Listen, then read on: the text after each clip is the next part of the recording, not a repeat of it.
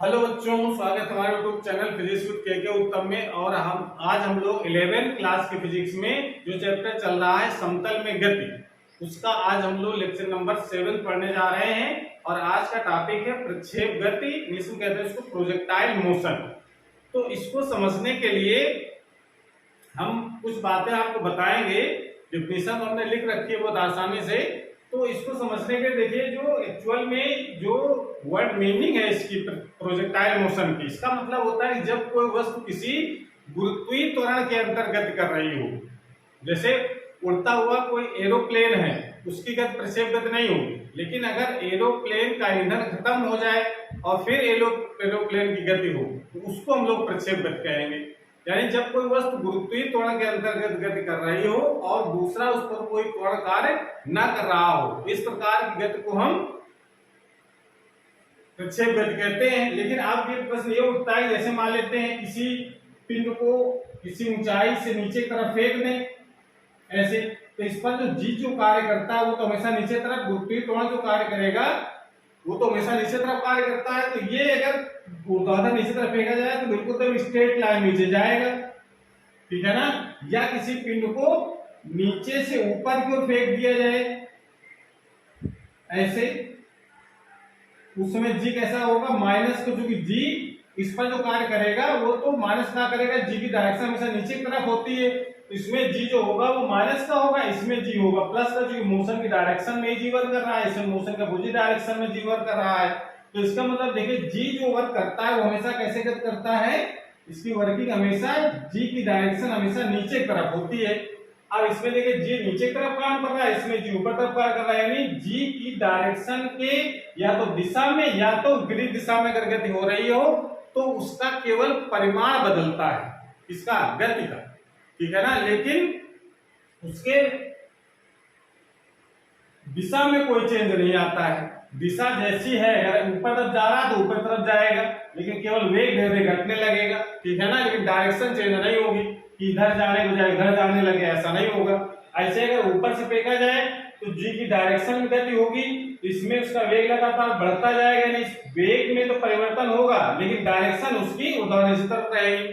तो इस प्रकार की गति को तो कहते हैं हम लोग डिजरेखीय गति, यानी जब किसी वस्तु की गति ऐसे त्वरण के अंतर्गत हो रही हो कि उसकी डायरेक्शन उसके वेग की दिशा के समांतर हो तो उसकी गति को कहते हैं हम लोग डिजरेखीय, यानी सरल रेखा में गति होती है। लेकिन जब किसी वस्तु की गति एक ऐसे त्वरण के अंतर्गत हो रही हो जिसकी डायरेक्शन उसके वस्तु के प्रारंभिक वेग की दिशा से भिन्न हो, प्रारंभिक दिशा से भिन्न होने का मतलब जैसे पिंड यहां से किसी को फेंका जाए ऐसे, तो जी तो हमेशा इस पर नीचे तरफ काम करेगा ऐसे, तो अब जी इस तरफ काम कर रहा है, वेग इस दिशा में है, तो देखिए वेग की दिशा के समांतर नहीं है ये, वेग की दिशा इस जी की समांतर से अलग कोई दिशा हो गई, तो इसकी जो गति होगी वो स्ट्रेट लाइन नहीं होगी, वो एक वक्र पथ पर गति करेगा, समझ में आ रहा है, वक्र पथ पर गति करेगा। तो इस गति को हम कहते हैं प्रक्षेप गति। तो जब किसी वस्तु को ऊर्ध्वाधर दिशा में ना फेंका जाए, ऊर्ध्वाधर दिशा में अगर फेंकेंगे तब तो उसकी गति कैसे होगी, डिजरेखीय होगी। ऊर्ध्वाधर से कोई कोण बनाते हुए फेंके, यानी किसी ऊर्ध्वाधर से किसी दूसरी दिशा में फेंके, जैसे इस तरह, ये तो डायरेक्शन कैसी ऊर्ध्वाधर है, इससे किसी अन्य दिशा में जब फेंकते किसी वस्तु को तो वो सीधे रेखा में न चल करके एक वक्र पथ पर चलती है, और इस पथ को हम कहते हैं प्रक्षेप पथ कहा जाता है, और इसकी गति को प्रक्षेप गति कहते हैं। तो इसकी डिफिनेशन हम इस प्रकार से लिखेंगे कि जब किसी पिंड को ऊर्ध्वाधर दिशा से भिन्न किसी दिशा में फेंका जाता है तो वो गुरुत्वीय त्वरण के अंतर्गत ऊर्ध्व तल में वक्र पथ पर गति करता है, इस गति को प्रक्षेप गति कहते हैं तथा इसके पथ को प्रक्षेप पथ कहा जाता है। एग्जाम्पल लिखा है, तोप से छूटे गोले की गति, भाई तोप इसी तरह से छूटता है तो भाई छूटेगा ऐसे जाएगा, तो इसकी जो गति होगी प्रक्षेप गति कहलाएगी। हवाई जहाज से गिराया गया बम की गति, तो हवाई जहाज से कोई बम वाले हवाई जहाज यहाँ उड़ रहा है, थोड़ी देर ये विचार करें कि यहाँ वाले हवाई जहाज उड़ रहा है इसे, और यहाँ से अगर कोई बम अगर गिराया जाए तो ऐसे नीचे तरफ क्या चला जाएगा, ऐसे कभी नहीं जाता। अगर उड़ते हुए अगर स्थिर है यहाँ, ठीक है ना, रुका हुआ है कोई प्लेन और वहां से गिराए तब तो नीचे जाएगा, लेकिन अगर उड़ता हुआ एरोप्लेन से अगर बम गिराया जाता है, जैसे युद्ध काल में जब बम छोड़े जाते हैं तो वो एरोप्लेन उड़ रहा है और यहाँ से बम गिराएगा तो एकदम स्ट्रेट नीचे तरफ नहीं आता है, उसकी गति कैसी होती है, इस डायरेक्शन में ऐसे पहले कुछ समय के लिए पहले जहाज की दिशा में ही चलेगा और उसी तरीके से घूमते हुए गिरता है। तो ये जो पथ होगा इसको हम प्रक्षेप पथ कहेंगे और इसकी गति को प्रक्षेप गति कहा जाता है। ठीक है ना। किसी ऊंचाई से खड़े हो जाएं, कहीं किसी ऊंचाई से खड़े हो जाए, मतलब यहाँ पर किसी छत की ऊंचाई पर खड़े हो गए यहाँ, और यहाँ से किसी पिन को फेंकें इस जगह, तो इस दिशा में फेंके क्षैतिज दिशा में, तो क्षैतिज फेंकेंगे तो ऐसे सीधे चला जाएगा, वो थोड़ा आगे जा करके फिर ऐसे आता है। ये जो वक्र पथ कहलाता है इसको प्रक्षेप पथ कहते हैं, टेढ़ा वाला पथ। ठीक है ना, वक्र मतलब टेढ़ा। इस पथ को हम प्रक्षेप पथ और ऐसी गति को प्रक्षेप गति कहा जाता है। तो इस तरीके से आप इसकी डिफिनेशन लिख सकते हैं।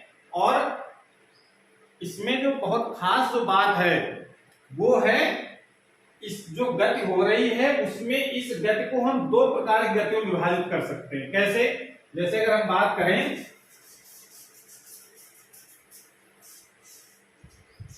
कि किसी पिन को मान लो इस तरीके से फेंका गया, ऐसे किसी पिन को ऐसे फेंक दिया गया, ऐसे गिरा यहाँ से, ये जगह से फेंका गया और यहाँ पर गिर गया।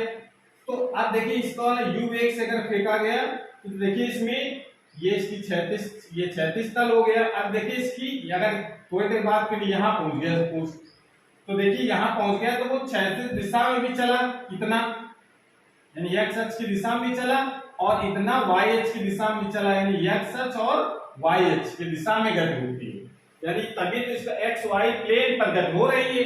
ठीक है ना, इसको x y प्लेन का कौन सा प्लेन का है, इस बोर्ड को हम लोग कह सकते हैं। ठीक है ना, तो एक तल हो गया x y तल, उसमें जो गति हो रही है यानी x में भी चल रहा है y में चल रहा है। ठीक है ना, यानी ऊंचाई में भी जाता है और आगे भी बढ़ता है। इसका मतलब है प्रक्षेप गति को हम दो प्रकार की गतियों में विभाजित करेंगे, एक क्षैतिज गति और एक ऊर्ध्व गति में। ठीक है, तो क्षैतिज गति ऊर्ध्व गति विभाजित करने का मतलब ये है कि इस वेग को हम दो भाग में विभाजित करेंगे।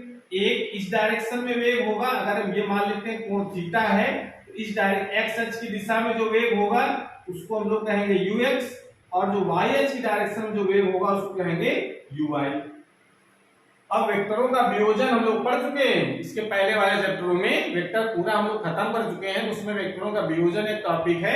इस वेग एक सदिश राशि है, इसको दो बारों में वियोजित कीजिए। इस तरफ क्या आ जाएगा, x डायरेक्शन में ux का मान कितना हो जाएगा, u cos थीटा, और इस तरफ क्या हो जाएगा, u sin थीटा। तो इसका मतलब है इस दिशा में वेग जो होगा वो कितना हो जाएगा, ux, यानी जो क्षैतिज दिशा में जो वस्तु चल रही है वो u cos थीटा के कारण चल रही है, और ऊर्ध्व दिशा में जो चल रही है वस्तु किस कारण चल रही है, u sin थीटा के कारण। ठीक है ना। अब दूसरी जो महत्वपूर्ण चीज ये है कि जो u cos थीटा है ये क्षैतिज दिशा में काम करता है और पिन पर जो g जो कार्य करता है वैसा नीचे तरफ काम करेगा।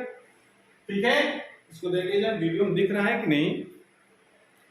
ठीक, तो अब इसमें ये g जो हमेशा नीचे तरफ काम कर रहा है, अब इस g का इस वेग पर कोई प्रभाव नहीं पड़ेगा क्योंकि इसका इस दिशा में घटा कितना होगा, ये कोण 90 डिग्री का बनेगा। इस तरफ जो घटक होगा g का, g cos 90 cos 90 का मान 0, तो इस दिशा में यानी क्षैतिज दिशा में इस g का कोई प्रभाव नहीं। इसका मतलब क्षैतिज वेग हमेशा पूरे गति के दौरान कांस्टेंट रहेगा। g बने त्वरण कार्य कर ही नहीं रहा है, तो जब त्वरण कार्य नहीं कर रहा है इसका मतलब क्या, वेग हमेशा कांस्टेंट रहेगा। किस दिशा में, y x अक्ष की दिशा में यानी क्षैतिज दिशा में। और चूंकि g की डायरेक्शन है वो इस u sin थीटा के अपोजिट है, इस कारण इस पर इसका प्रभाव पड़ेगा और इसका वेग धीरे धीरे घटता जाएगा और एक उच्चतम बिंदु पर पहुंचने पर उसका वेग हो जाएगा 0।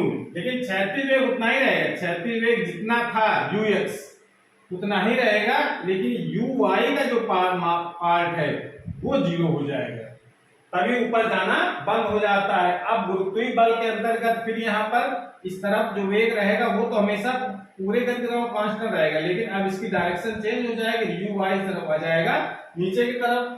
ठीक है ना, और यहाँ पर लास्ट में गिर जाता है। तो कहने का मतलब ये है कि आपको ये ध्यान रखना है कि प्रक्षेप गति को हम दो पार्ट में डिवाइड करेंगे, क्षैतिज गति और ऊर्ध्व गति में। क्षैतिज गति में जो वेग होगा u cos थीटा ऊर्ध्व दिशा में जो वेग होगा u sin थीटा होगा।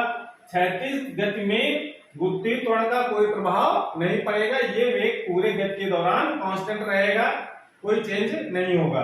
और ये जो u sin थीटा है, जो ऊर्ध्व वेग है, ये इस पर गुरुत्वीय त्वरण का मान का प्रभाव पड़ेगा और उसका वेग परिवर्तित होगा, ठीक है ना। उच्चतम बिंदु तक वेग घटेगा, उसके बाद फिर बढ़ने लगता है और दिशा उसकी चेंज हो जाती है। तो ये कहानी है पूरी प्रक्षेप की, ठीक है ना। इस सब कॉन्सेप्ट का यूज करते हुए जो एग्जाम प्रश्न आता है वो ये आता है कि सिद्ध कीजिए प्रक्षेप का जो पथ है वो परवलयाकार होता है, ठीक है ना। ये जो पथ दिख रहा है टेढ़ा वाला, ये कोई अर्धवृत्त नहीं बना हुआ है, ये कैसा है, परवलय के आकार का है। मैथ में आपने परवलय पढ़ा होगा, उस आकार का है। तो ये प्रूव करना है कि ये परवलय के आकार का है। कैसे प्रूव किया जाएगा, इसको हम लोग लिखते हैं और हम लोग क्या ज्ञात करेंगे कि इसको इस पूरे गति में यहां तक पहुंचने में, यानी जहां से फेंका गया और उसी तल में जहां गिरे तो उसको समय कितना लगा, यानी उड़ान का समय कितना होगा, उसको कहते हैं हम लोग उड्डयन काल, ठीक है ना, टाइम ऑफ फ्लाइट। उड़ान का समय या उड्डयन काल कहा जाता है। कितना समय लगेगा वो ज्ञात करना है, उड्डयन काल निकालेंगे हम लोग। ऊंचाई निकालना प्रक्षेप की, तो ऊंचाई तो बहुत सारी वाली, यहाँ पिंड है तो ये ऊंचाई हो गई, यहाँ पिंड है तो ये वाली ऊंचाई हो गई, ये वाला पिंड यहाँ पिंड पहुंच गया तो ये वाली ऊंचाई हो गई, यहाँ पहुंच गया तो ये वाली ऊंचाई हो गई, यहाँ पहुंच गया तो ये वाली ऊंचाई हो गई। ऊंचाई तो हर समय बदल रही है, ठीक है। प्रक्षेप ऊंचाई से मतलब यहाँ पर यह है कि उच्चतम बिंदु पर पहुंचा जब, तो प्रक्षेप का पथ कितनी, जो प्रक्षेप का जो पथ है उसका उच्चतम बिंदु की ऊर्ध्वाधर ऊंचाई कितनी है, ये इसको कहा जाता है प्रक्षेप की ऊंचाई।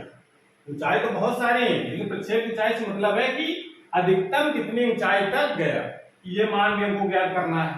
और पिंड कितनी दूर गिरेगा, यहां से यहां तक की क्षैतिज दूरी कितनी होगी, यानी प्रक्षेप का परास कितना होगा, तो ये सब चीजें हमको ज्ञात करना है। तो पहले हम लोग प्रूव करेंगे कि इसका जो पथ है वो परवलयाकार है। कैसे प्रूव करेंगे, इसको हम लोग एक दोबारा इसको नोट कर लीजिए पहले, उसके बाद हम दोबारा चित्र बनाएंगे तो समझ में आएगा, ठीक है। और इसको नोट्स भी बना देंगे, साथ में नोट्स जरूर बनाते चलें। और ये हम बार बार कहते हैं कि नोट्स आप स्वयं द्वारा जो बनाए गए नोट्स होते हैं वो सबसे अच्छे माने जाते हैं। आप कॉन्सेप्ट को समझ करके अपनी भाषा में नोट्स बना सकते हैं, ठीक है। सो नोट कर लें।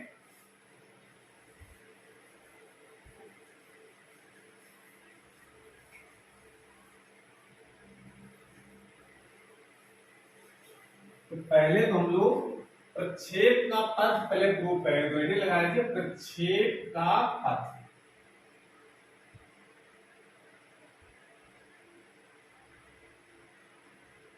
प्रक्षेप का, ओके, प्रक्षेप का पथ। अब चित्र जरा देखो, मान लेते हैं किसी पिंड को यहां से फेंका गया u वेग से और ये घूम करके यहां गिरा, ये कोण है थीटा। इस बिंदु जहां से फेंका गया प्रक्षेपण बिंदु है O, इसका वेग दिया गया है u, ठीक है ना। और ये गिरता है O P Q मार्ग से होते हुए Q पर गिर जाता है, ठीक है ना। तो क्या करेंगे हम लोग, ये प्रूफ प्रक्षेप का पथ निकालने के लिए हम लोग करें क्या, इस बिंदु O को मूल बिंदु मान करके x अक्ष और y अक्ष खींच लेते हैं। इस तरफ x अक्ष मान लें, इस डायरेक्शन में y अक्ष मान लेते हैं, क्योंकि हमने बताया कि इसकी गति को हम दो भागों में विभाजित कर सकते हैं, क्षैतिज गति और ऊर्ध्व गति। क्षैतिज गति का मतलब x अक्ष की डायरेक्शन में और ऊर्ध्व गति का मतलब y अक्ष की डायरेक्शन में। ये हमारा y अक्ष हो गया। क्या करें हम, इस वेग को दो घटकों में विभाजित कर लें। एक इस तरफ घटक रहेगा ux और x का मान कितना होगा u cos थीटा, जिस तरफ कोण दिया होता है उस तरफ cos, और उसके लंबवत डायरेक्शन जो होती है उस डायरेक्शन में लगाते हैं sin। तो uy यानी y डायरेक्शन कितना वेग हो जाएगा, u sin थीटा, समान हो जाएगा uy u sin, ठीक है। यहां पर जो यहां जब पहुंचेगा तो इस जगह जो अंतिम जो वेग होगा x डायरेक्शन में उसका मान तो इतना ही होगा, ठीक है ना, यानी ux के बराबर ही रहेगा। लेकिन यू वाई का जो मान वी वाई का जो मान आएगा वो कितना हो जाएगा, जीरो, राइट। उसका ये वेग तो लगातार घटेगा, इसमें जी जो वर्क करेगा वो डायरेक्शन कैसी होगी, जी की नीचे की तरफ। समझ में आ रहा है? इस तरीके से उच्चतम बिंदु पर उसका क्षैतिज वेग तो नो चेंज रहेगा, लेकिन ऊर्ध्व वेग शून्य हो जाएगा। उसके बाद फिर आगे इस तरीके से गति होगी और क्यू बिंदु पर पहुंच जाता है। तो इसकी भाषा हम लोग क्या लिखते हैं, भाषा लिख सकते हैं, माना एक पिंड बिंदु ओ से क्षैतिज से थीटा कोण बनाते हुए, क्षैतिज से थीटा कोण बनाते हुए, माना एक पिंड बिंदु ओ से क्षैतिज से थीटा कोण बनाते हुए यू वेग से फेंका जाता है, फेंका जाता, ठीक है ना। ये तो हमने लिख दिया। उसके बाद बिंदु ओ को मूल बिंदु मानकर एक्स अक्ष तथा वाई अक्ष खींचते हैं। एक्स अक्ष वाई थी, तभी तो हम एक्स दिशा में वाई दिशा में इसकी गति को एक्सप्लेन कर पाएंगे। खींचते हैं वेग पिंड के वेग यू को क्षैतिज तथा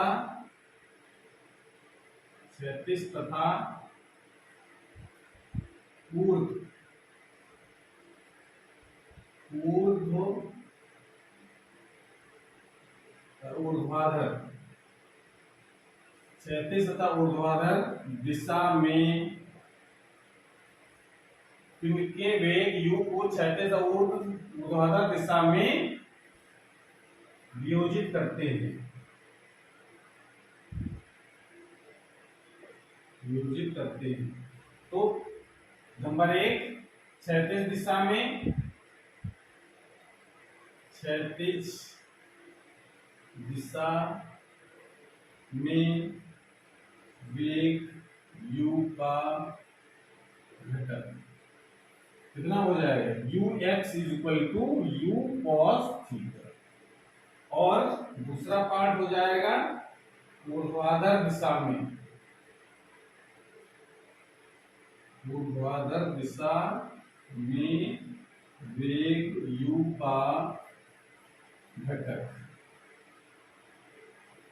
u y, इसको मान लेते हैं। अब ये हो जाएगा u sin। यहां तो कोई समस्या नहीं है, ठीक है ना। नोट कर लीजिए, यहां तक दो घटक वियोजित कर लिए हमने, ठीक है। इसकी भाषा लिखते चले ताकि नोट्स बन जाए आपके एग्जाम में कैसे लिखना है।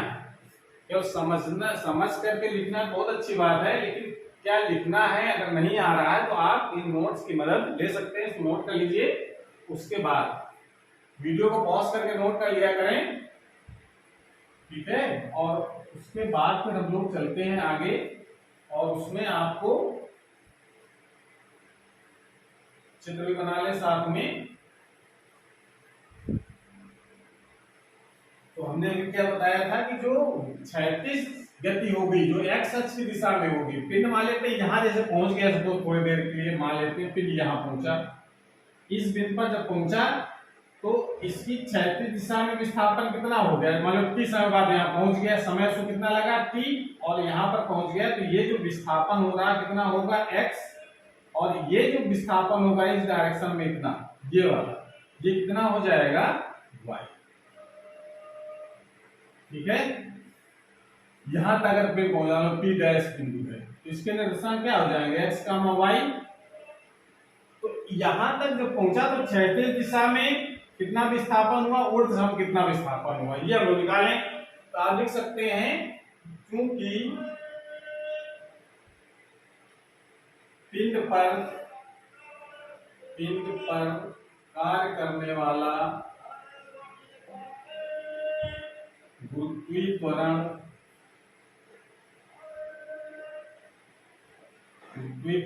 G ऊर्ध्वाधर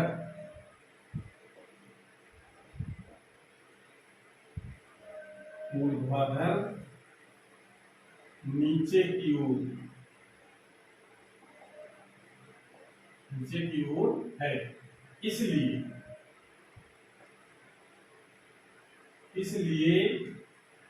G का क्षैतिज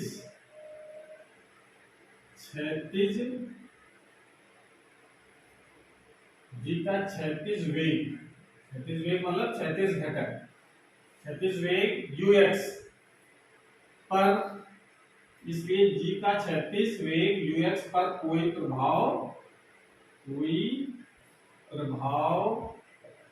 नहीं पड़ेगा, ठीक है ना। यानी इस समय क्या होगा, जो G का मान होगा वो G का कह सकते हैं गुरुत्वीय त्वरण, ठीक है ना। गुरुत्वीय त्वरण का जो प्रभाव होगा शून्य होगा। इस दिशा में जब बात करेंगे हम लोग G का, तो G का मान कितना लिया जाएगा, 0, ठीक है। और तथा ऊर्ध्व वेग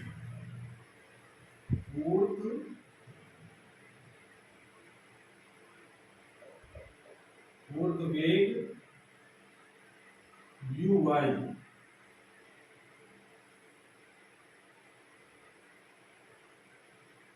का मान घटेगा या घटता जाएगा,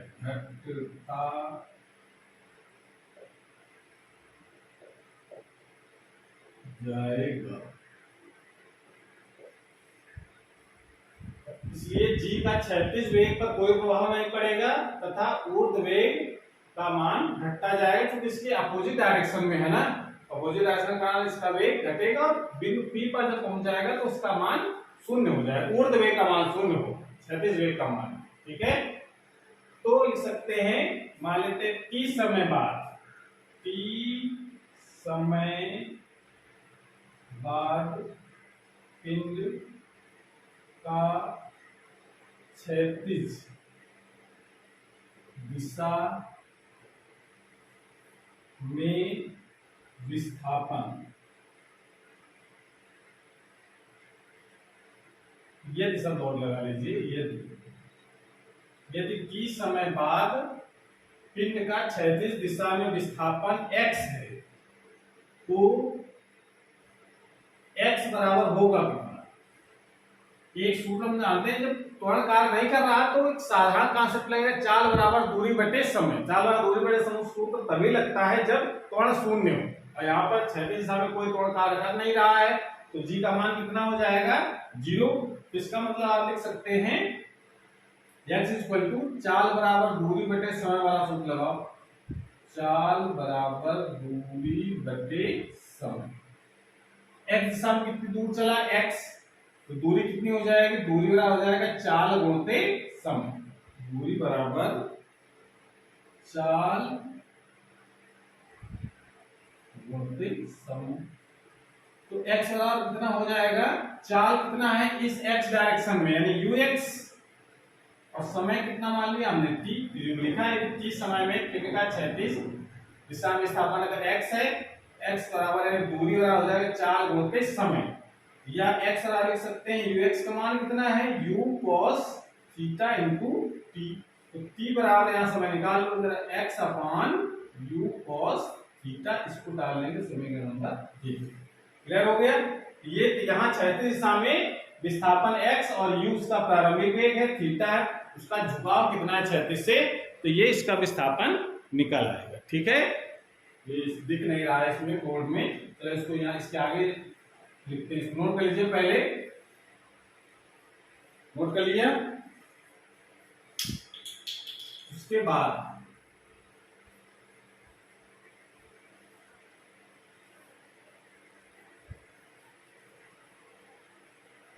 यहां से जब 75 तक है टी का मान निकालो, टी बराबर हो जाएगा x upon you cos theta. इसको आप क्वेश्चन नंबर डालो फर्स्ट, ठीक है। उसके बाद ये तो क्षैतिज दिशा में विस्थापन निकाल लिया। इसी प्रकार जरा ऊर्ध्व दिशा में विस्थापन निकालो कि बहु दिशा में टी समबाद कहां पे पहुंच गया है, टी डैश, ठीक है। तो यदि टी समय बाद पिंड का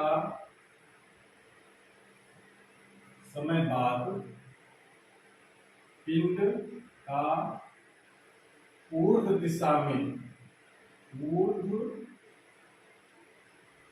दिशा में विस्थापन y, अगर हम विस्थापन y है तो गति के समीकरण जो s इक्वल टू होता है, s बराबर ut plus half g a t square, ये हम लोग गति का समीकरण पढ़ा। दूसरा गति का समीकरण है, इसमें जरा लगाओ से देखिए इस ऊर्ध्वगत के लिए विस्थापन कितना है y, u ऊर्ध्व दिशा में वेग uy, समय तो हम t ले रहे हैं, प्लस 1/2 g कितना काम कर रहा है, सॉरी a जो काम कर रहा है वो g है, और g का डायरेक्शन कैसी है -g, नीचे तरफ काम कर रहा है ना, g की डायरेक्शन नीचे तरफ है, वेग ऊपर तरफ अपोजिट है तो माइनस, और g t स्क्वायर। यहां जरा uy की वैल्यू लगाओ, यहां पर ये हो जाएगा u sin थीटा, इस कोण में कितना है u sin थीटा है into t minus 1/2 g t square, इसको आप इसमें डाल लीजिए। ये निकाल लिया हमने ऊर्ध्व दिशा में विस्थापन कितना है। अब जरा समीकरण 1 से t का मान समीकरण 2 में रखने पर नोट कर लीजिए, पहले नोट कर लिया t equal to x upon u cos theta. इसको ध्यान रखेंगे, समीकरण नंबर 1 से वैल्यू लगानी है यहां पर।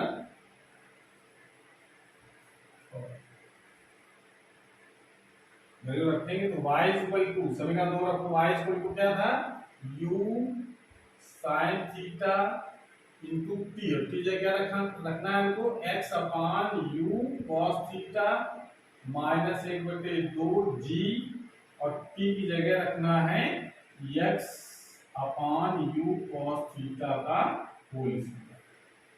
ये तो आ रहा है, ठीक है। अब जरा इसको थोड़ा सा और सॉल्व करो तो देखो इसमें u से टू कैंसिल हो जाएगा, sin theta upon cos theta क्या हो जाएगा tan थीटा, तो इसमें लिख सकते हैं x tan थीटा माइनस, इसको लिखा जा सकता है इसको लिख सकते हैं लोग g upon 2 u square cos square, u square cos square क्या हो जाएगा 2 ये है, और x स्क्वायर ये लिख सकते हैं। अब देखिए ये फॉर्म बन गया, ये मैंने पढ़ा आप लोगों ने ax माइनस bx स्क्वायर, ये जो समीकरण आया है ये तो इस प्रक्षेप पथ का समीकरण आ गया। अब इस प्रक्षेप पथ का जो समीकरण है वो इससे जरा कंपेयर कराओ जो मैंने पढ़ा हम लोगों ने, y equal to ax minus bx square. तो अब ये तुलना कराते हैं, देखिए ये इसी से मिलता जुलता है, x की जगह तो x है, एक जगह कितना है tan थीटा, b की जगह है g upon 2u cos square theta x square है। तो ये जो समीकरण दिया गया ये परवलय का समीकरण होता है। जब भी किसी एक में एक घात और दूसरे में दो घात हो, दो चर पद हैं x y, एक में एक घात दूसरे में दो घात हो तो वो परवलय का समीकरण होता है। आप ये देखो ये समीकरण आप लिख सकते हैं, ये समीकरण y बराबर ax माइनस bx स्क्वायर के समतुल्य है, समतुल्य है जो एक परवलय का समीकरण है। अतः प्रक्षेप का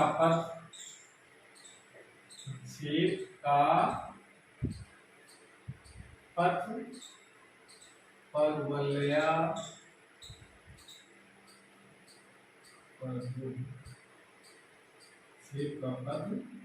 परवलयाकार होता। ठीक है, इस प्रकार से ये प्रूव कर सकते हैं हम लोग।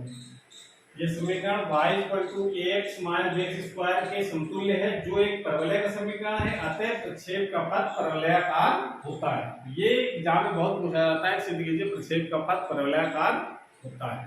ठीक है, तो इसको नोट कर लीजिए। और आज क्लास में एक बार समाप्त करते हैं और अगली क्लास में हम लोग पढ़ेंगे कि प्रक्षेप का उड्डयन काल कितना होगा, प्रक्षेप की ऊंचाई कितनी होगी और प्रक्षेप का परास कितना होगा। ये हम लोग अगले वाले वीडियो में करते हैं। तो पढ़ाई करते रहिए। Thank you.